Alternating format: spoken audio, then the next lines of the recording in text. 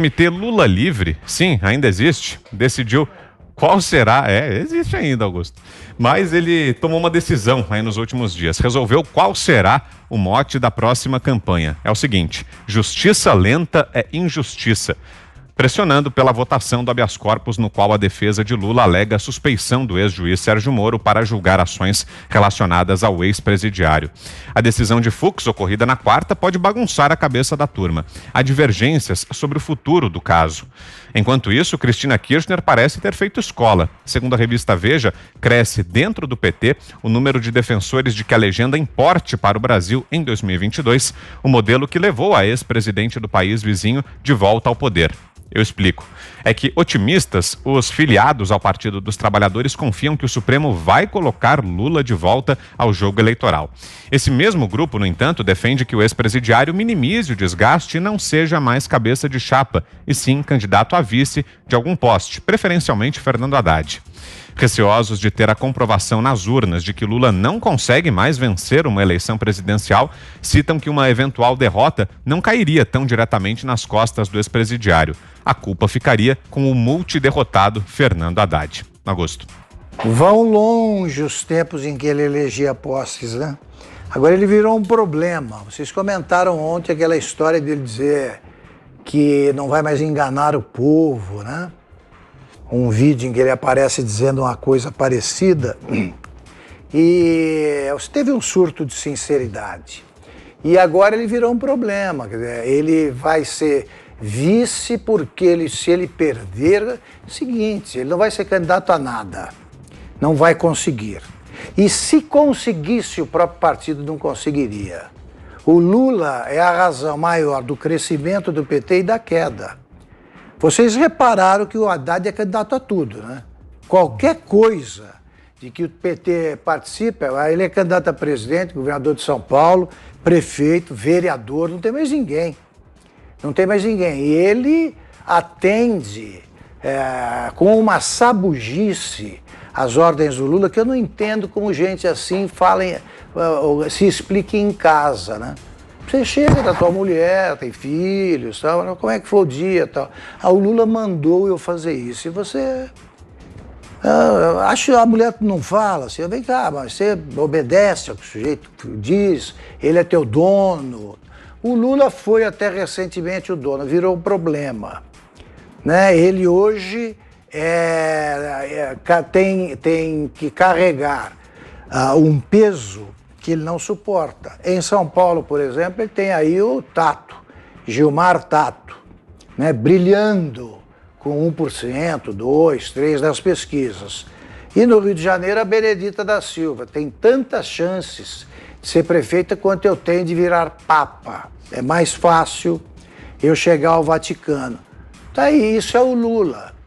Nós cantamos também mais essa bola. O PT, nesta eleição, ia viver um fiasco maior que o registrado na eleição municipal anterior. É isso que vai acontecer. Ele não vai ser candidato. Ele não vai ser candidato. As manobras da segunda turma, né, o Jardim do Éden, a Libertadora, acabaram. Não vai conseguir. Agora, Lula livre, ele está livre. Por que ele tem esse movimento? É a mesma coisa que você lançar a candidatura do Brizola, a governador do Rio. O que eles têm na cabeça, essa turma? Você vai aonde? Né? Os caras perguntam, uma reunião do Lula livre. Fica com um jeito de louco. E é meio maluco quem faz isso.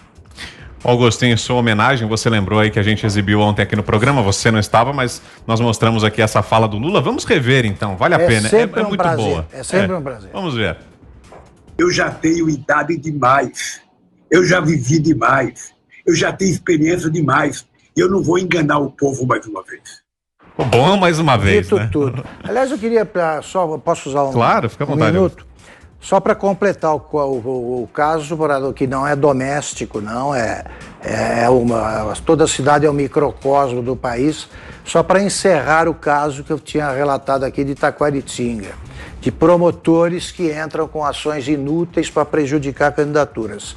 Ontem, o Superior Tribunal de Justiça oficializou o trânsito em julgado da última ação movida contra um dos candidatos à prefeitura, que já foi prefeito, e encerrou o caso. Então a promotora que pediu a impugnação da candidatura está com mais tempo, e também havia uma ação popular baseada na ação movida pela promotora, pedindo também a impugnação. Como a promotora tem mais tempo, ela pode examinar denúncias que pesam sobre outras candidaturas, e eu não estou insinuando nada, não.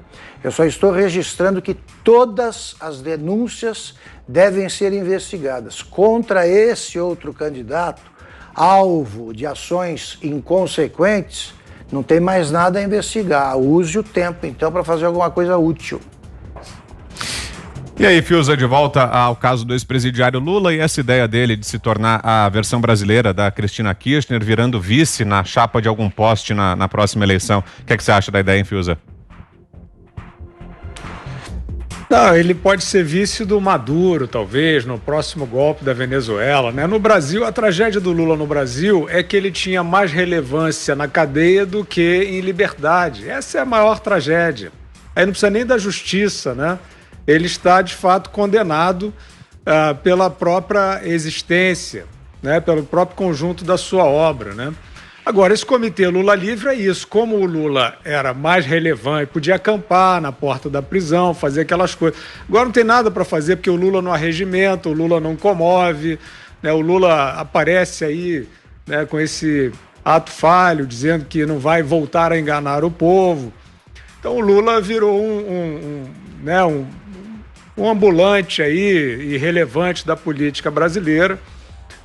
E, de fato, ele não interfere em nada. Agora, em relação ao judiciário, e eu fico muito à vontade para dizer isso, Vitor, porque eu tenho criticado aqui claramente a postura do ex-juiz Sérgio Moro, a postura, o papel político que ele tem feito e tal, que eu acho que é um cálculo mal feito de algum assessor dele.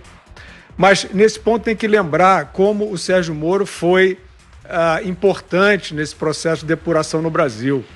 Porque a Operação Lava Jato, e tentaram transformar isso em acusações de conluio, de armação, mas de fato a Operação Lava Jato tinha, né, como força-tarefa, missões muito bem definidas. E eles sabiam, tinha aquelas... ridicularizaram o PowerPoint do Deltan, mas era isso mesmo que eles tinham a clareza. O Lula era o núcleo, era o centro, era o chefe, né, de uma grande rede de corrupção, de um sistema de corrupção, e não é só o chefe operacional, não é até menos, é o chefe cultural, é o símbolo, o emblema, pode tudo sob o Lula, né? Aquela simpatia, aquele trânsito com as elites esclarecidas, e o Moro liderou, colocou essa missão e foi com ela até o fim. Este personagem tem que ser preso, não por perseguição pessoal, porque ele representa o núcleo, o comando desse sistema sofisticado de corrupção. Eu digo isso porque me ressinto hoje. Acho que a Justiça e a própria Força-Tarefa e o Ministério Público, a Polícia Federal, estão atrasados em relação às punições do Lula. E, de novo, não é perseguição à pessoa do Lula, absolutamente. É porque o Brasil tem que decidir se ele continuará no caminho da legalidade ou não, né? Se vai ficar valendo esse negócio de certos personagens, pela simpatia, pelo charme, pelas amizades, podem viver acima da lei. Então eu estou aguardando, né? O Lula livre não incomoda ninguém, mas a impunidade incomoda. Onde estão os processos, né, os outros 6 processos em que o Lula é réu, né, onde estão as punições nesse processo? O Brasil quer saber. Diga, Zé. Lula não será candidato, eu concordo com Augusto. Primeiro porque ele é um ficha suja e a lei impede a candidatura do ex-presidente Lula. A estratégia aí de tentar anular esta decisão do então juiz Sérgio Moro, ela é muito falha. Tá, vamos lá, se a segunda turma, num ato de autofagia do Supremo, fizer uma sentença assim, haverá uma reação muito forte contra o Supremo. A gente viu o primeiro passo, que é aquela história de levar para o plenário principal os assuntos que tenham referência à legislação penal. E haverá o pedido para transferir para o plenário do Supremo Tribunal Federal também o julgamento do ex-ministro e do ex-juiz Sérgio Moro. Porque o argumento para que ele fique na segunda turma é de que, na verdade, quem está sendo julgado é o Sérgio Moro. Agora, veja bem, quem está sendo julgado do Supremo é Sérgio Moro. Se ele foi ou não parcial, e não o ex-presidente Lula. Então, vá que ele saia desse processo. Tem outro, que é o do sítio de Atibaia, que ainda não passou pela segunda instância, mas daqui até 2022 é evidente que esse segundo processo já terá passado também por um tribunal colegiado. E mais um argumento: Lula não tem dinheiro. O dinheiro, se aparecer durante a campanha eleitoral, dinheiro, ele está acostumado a nadar em oceano tranquilo, com muito dinheiro. Ele não tem dinheiro para a campanha e acabou aquela história de doação. Os amigos dos amigos do Lula estão todos presos na cadeia ou em liberdade condicional. Acabou o dinheiro. E o último argumento para a não candidatura desse senhor é exatamente a idade.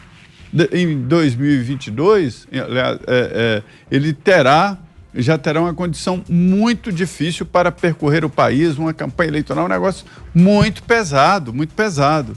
Então, é assim que eu penso. Lula não será candidato. É fake, é enganar o povo ficar falando em candidatura. Ainda falta muito. O tempo contra o Lula é muito pesado, né? Porque tudo pesa contra ele. Ele tem a segunda condenação a ser concluída na segunda instância, no Tribunal Regional Federal, que não é passível de anulação.